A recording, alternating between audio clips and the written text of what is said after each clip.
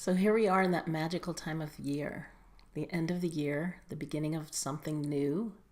Many of us are very introspective this time of year, thinking about where we've been and where we'd like to go.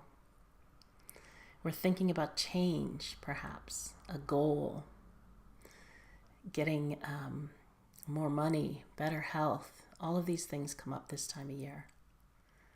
For me, this is the time of the return of the light. And that means that tomorrow is our very shortest day, and the day after that is a little bit longer, a little bit brighter. I love it.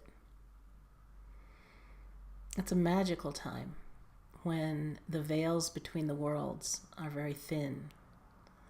And so we can reach into that place of manifestation, of abundance, of natural, universal flow, and grasp a vision, express our desire.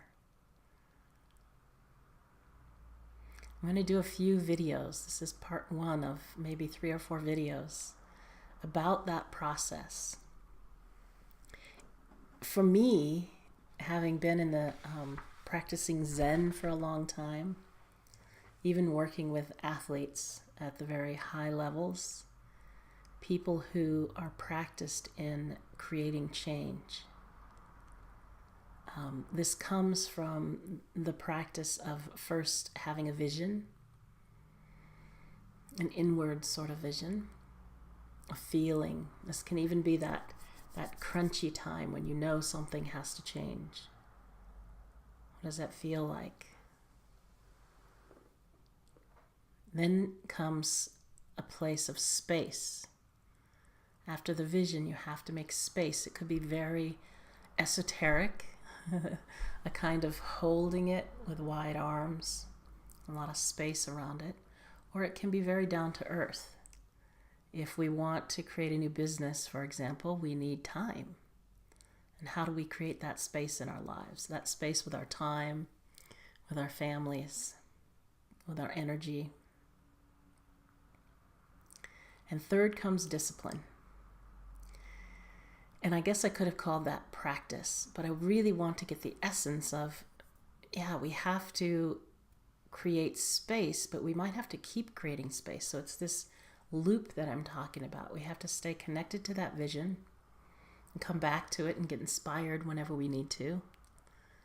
Find that juicy place that's like, yes, that's my why. That's why I'm doing this. That's why I'm here. That's why I'm taking these steps. That's why I'm being disciplined every day to create the space in my life. So you can feel that sort of roll downhill. And we're going to talk more about that. Where to access that vision. What can help with that? And then help with making the space. This is a tough one. As soon as we say we want something, things start to close in, it seems. The little gremlins, the little voices start speaking to us, or real voices like our spouses or our children. Voices in our head that say we can't do it. I've been working with that principle for many, many years.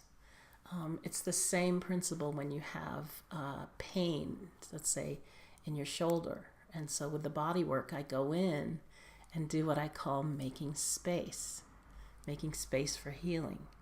I don't do the healing. You don't really do the healing. Healing happens. So there's that universal principle, the healing principle of the body. It's always moving toward health and balance. The universe is the same.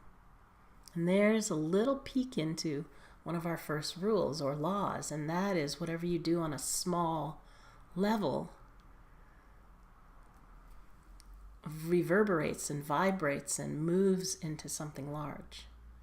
So if we can practice bringing our attention back, guiding our attention, being very intentional with our attention, then we develop more discipline.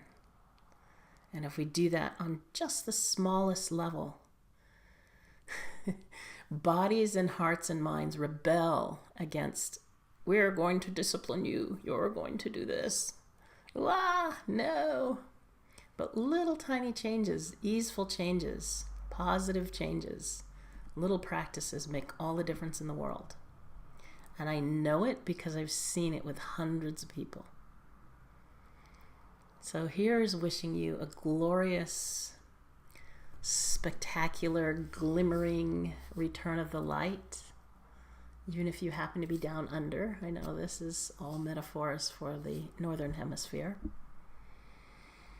Beautiful time with your family over the next week, if that's what you're doing. And if you're like me, I'll meet you in the watery realms beyond the veil. Look to this space for my next video. Sometime in the next week or so, I'm going to do 2 or 3 more. And we'll talk about next that visioning process. Blessings to you.